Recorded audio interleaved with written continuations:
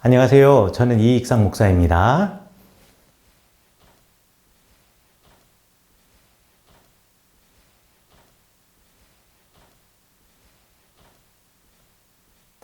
네, 여러분들과 함께 스스로 왕이 되려고 했던 사람들의 이야기인 사사기와 지금도 왕이 되고자 하는 이들에게 주는 처방전인 룻기를 공부하는 시간을 갖게 되어서 너무 기쁩니다.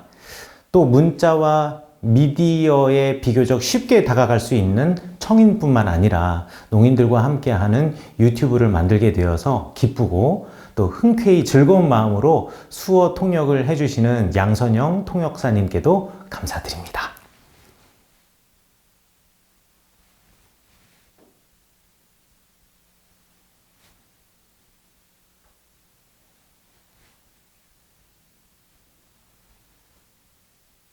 자, 그럼 이제부터 본격적으로 사사기에 담긴 주님의 마음을 알아가는 긴 여행길에 올라보겠습니다.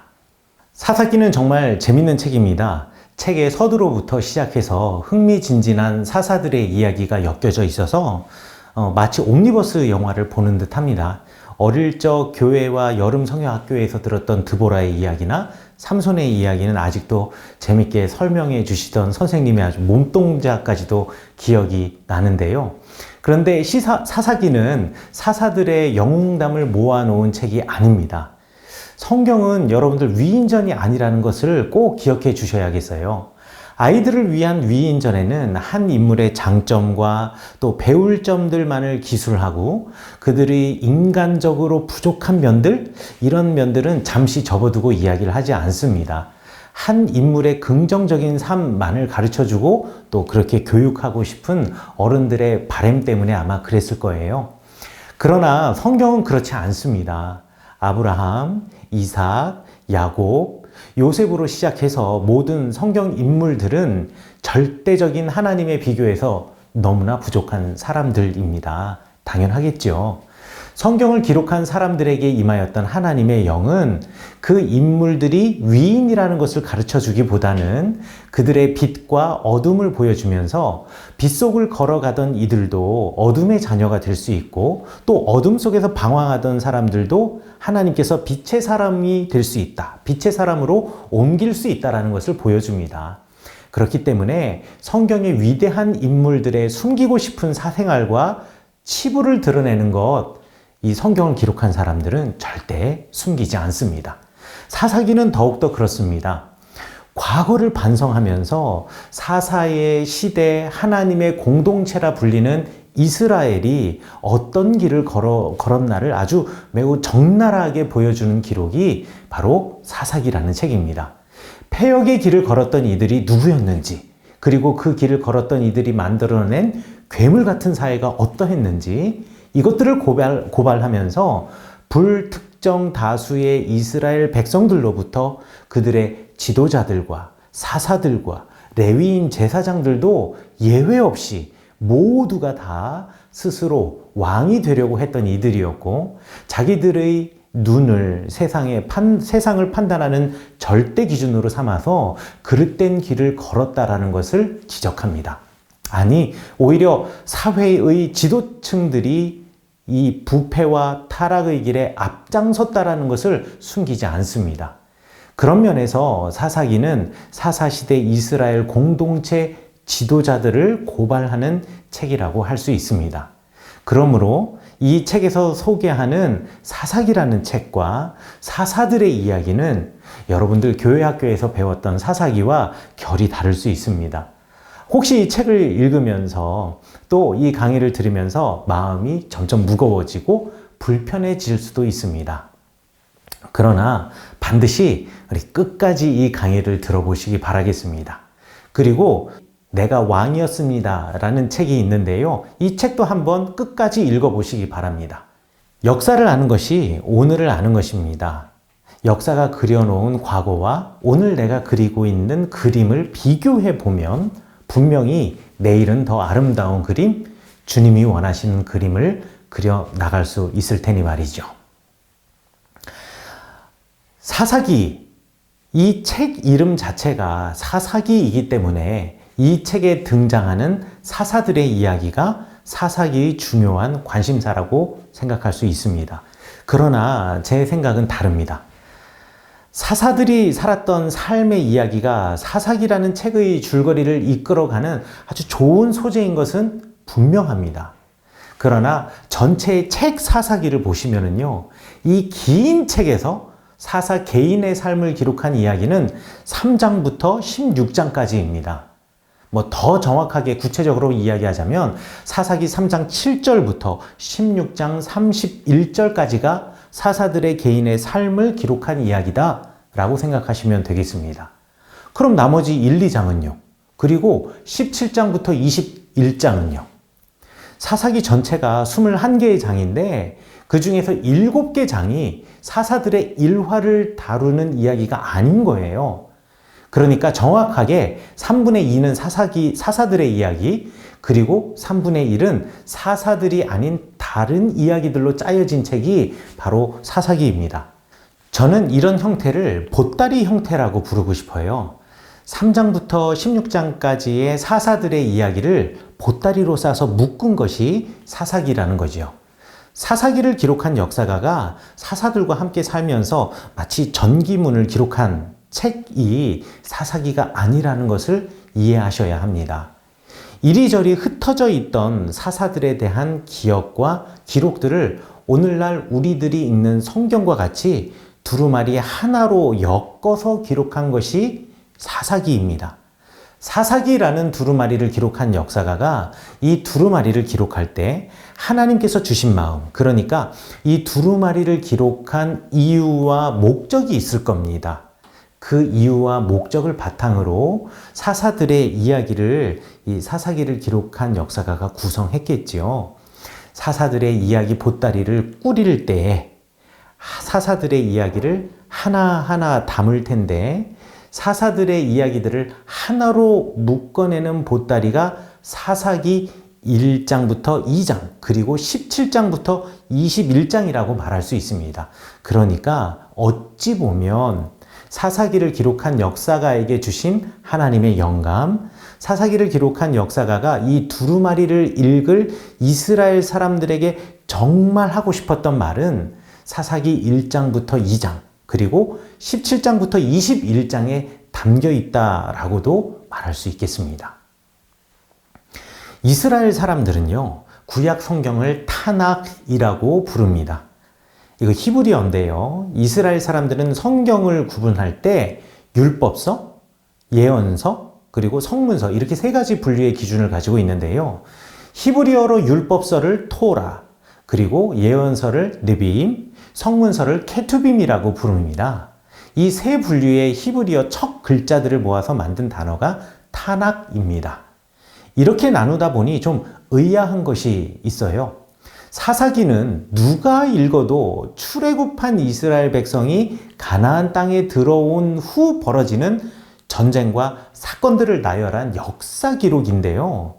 이스라엘 사람들은 그리고 이스라엘 사람들의 그 성경 분류에 따르면 이 사사기가 예언서, 전기 예언서에 속한다라는 거지요.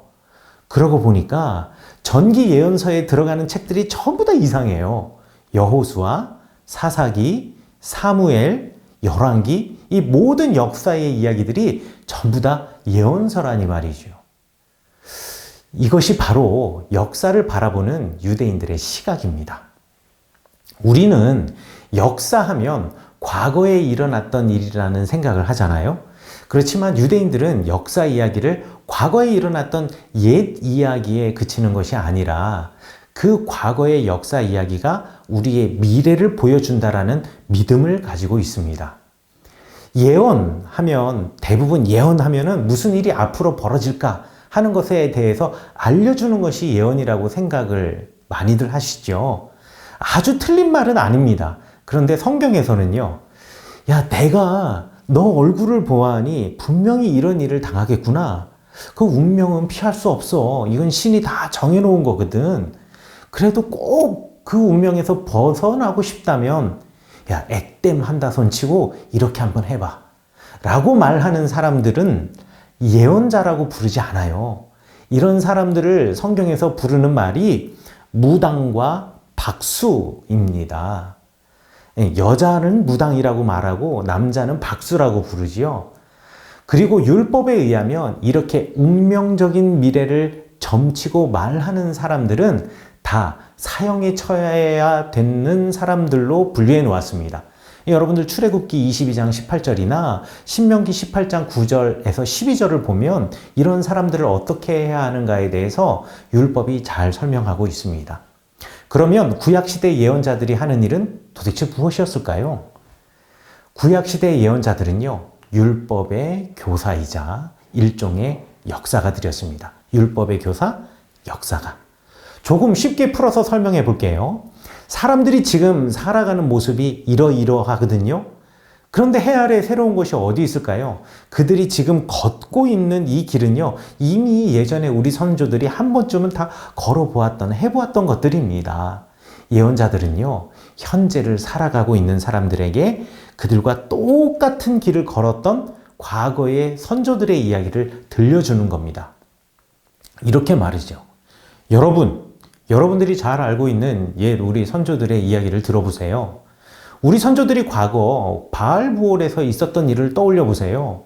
광야에서 했던 일을 생각해 보세요. 잘 알다시피 우리 선조들은 이러이러했잖아요. 그리고 가나안 땅에 들어와서는 이렇게 저렇게 했잖아요. 자, 그런데 그렇게 된 사람들이 이런 운명을 겪고 또 이렇게 된 거 다 아시죠? 그러면 여러분들의 현재의 모습은 어떠한가요? 만약 잘못된 길을 걸었던 조상들의 생활 방식을 버리고 그들과 전혀 다른 삶을 살고 있다면 아마 예언자들은 그들을 칭찬할 겁니다. 그러나 과거 선조들이 걸었던 그릇된 길을 그대로 따라 걷고 있다면 예언자들은 이렇게 말할 겁니다. 여러분들의 현재의 모습은 어떠한가요? 그렇게 살다가 하나님으로부터 큰 벌을 받았던 우리 선조들과 별 다를 바 없죠? 똑같죠?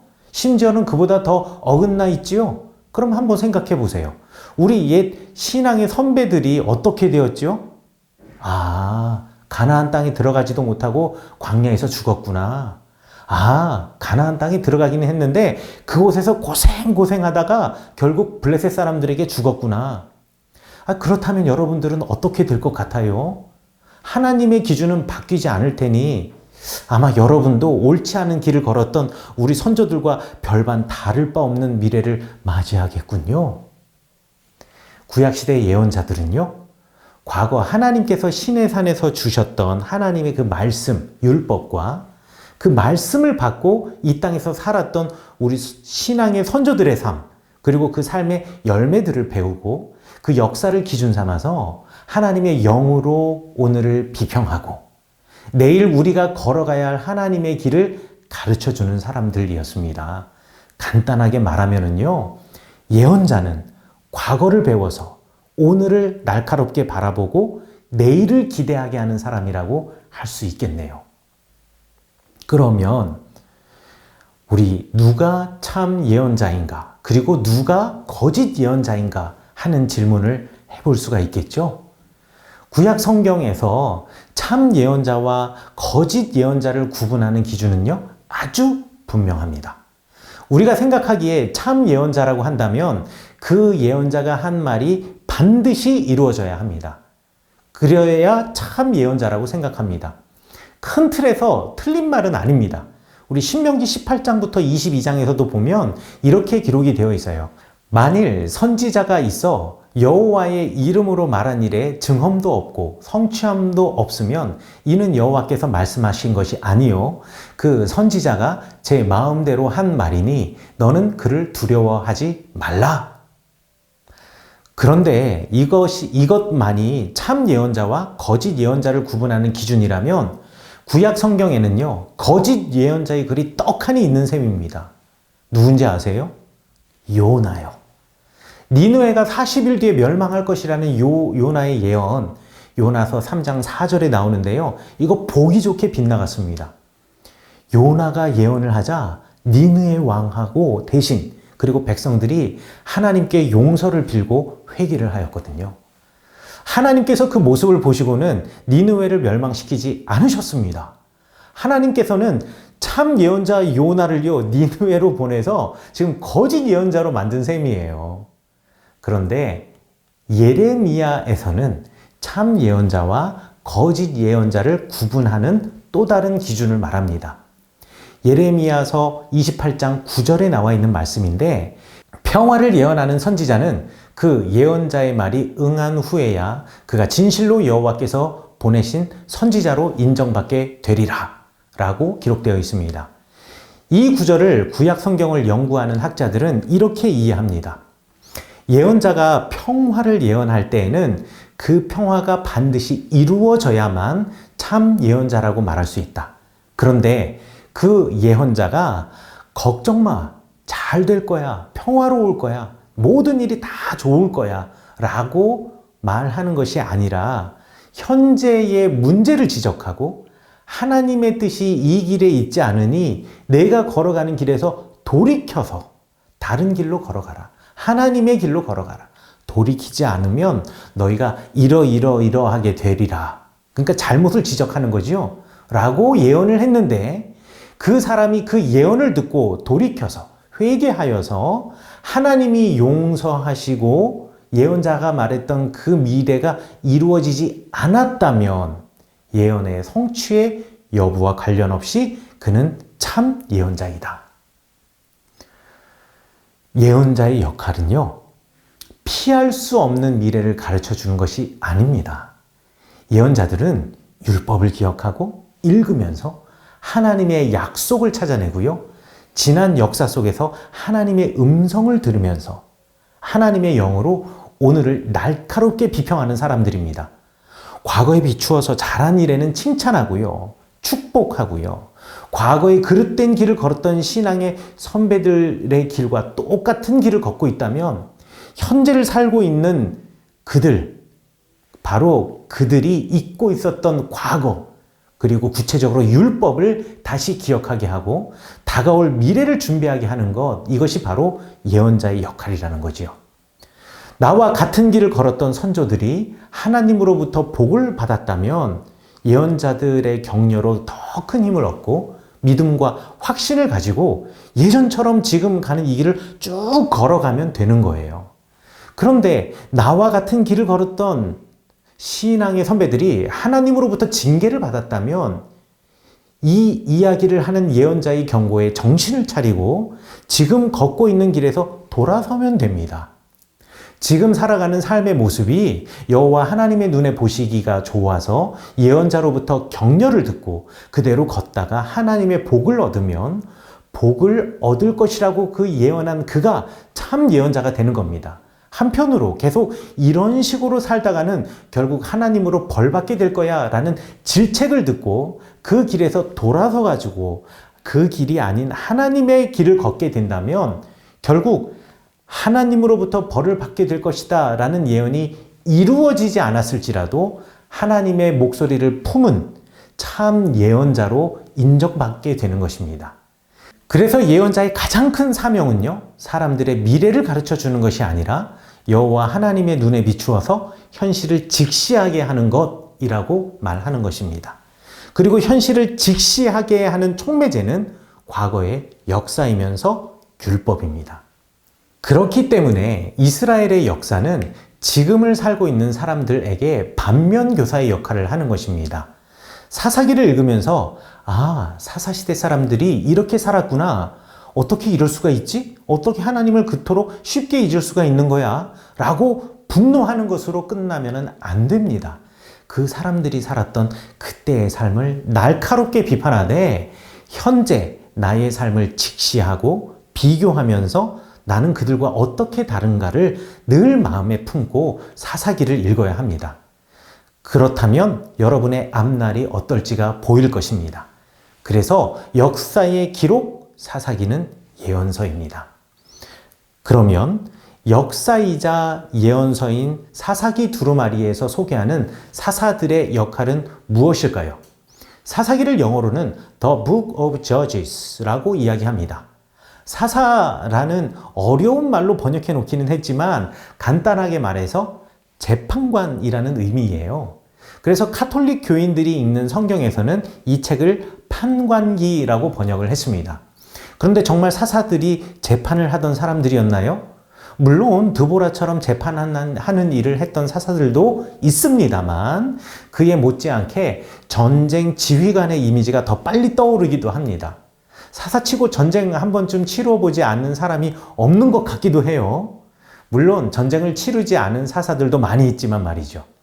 사사들의 이야기를 읽어가다가 보면 재판관, 군사 지휘관이라는 이미지가 모든 사사들의 특징과 역할을 아우른다라고 말하기가 쉽지 않습니다. 그래서 저는 의사결정의 최종 책임자, 우리 영어로 말하면 decision maker라는 말이 사사를 정의하는데 제일 적합한 말이지 않나 싶습니다. 즉, 민족이 곤경에 처했을 때 민족을 구원하기 위해서 무언가를 결정하고 그 결정을 수행해야 했던 사람, 그 임무를 수행해야 했던 사람들 중에 가장 앞에 나서야 했던 사람이 바로 사사입니다.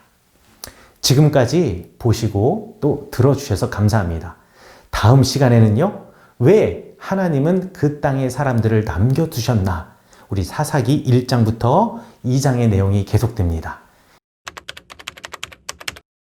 선생님 되고 싶어요. 야구선수가 되는 게 꿈입니다. 변호사가 되고 싶어요. 무용호 선생님이요.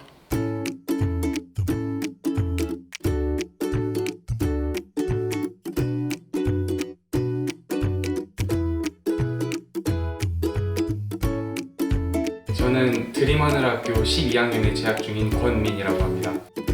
6년 동안 학교를 다니면서 많은 것을 경험하고 또 후배들과 함께 좋은 시간들을 보냈는데 이렇게 졸업하기 좀 아쉬울 것 같아서 후배들한테 뭔가 특별한 선물을 줘야겠다 생각을 했어요.